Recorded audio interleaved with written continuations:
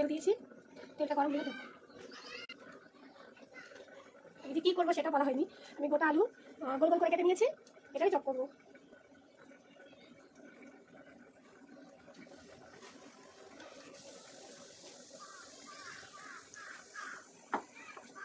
Medium আঁচে করবো।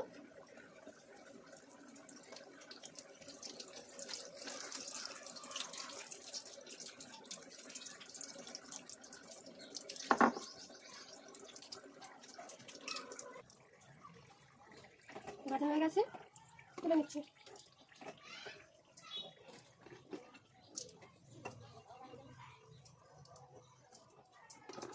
সবকটা ভেজে নিয়ে তারপর আসবো। সবকটা হয়ে গেছে, এর সাথে দুটো পেঁয়াজি করে নিয়েছি। এই যে ছোলা ভেজে নেবো এবার। তেল দিয়েছি।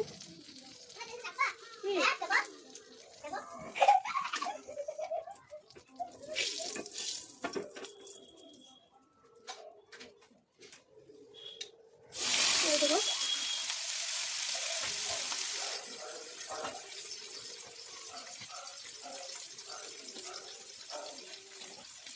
কাঁচা ঝাল দিয়েছি।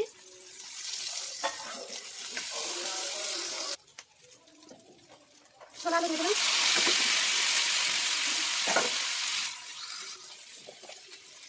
সামান্য লবণ, যেহেতু সেদ্ধ করার সময় লবণ দিয়েছিলাম। সামান্য হলুদ,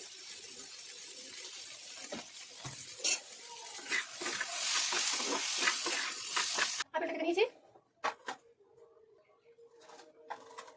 কলা, আপেল, শসা, আঙুর ফল, লেবু সব কেটে নিয়েছে।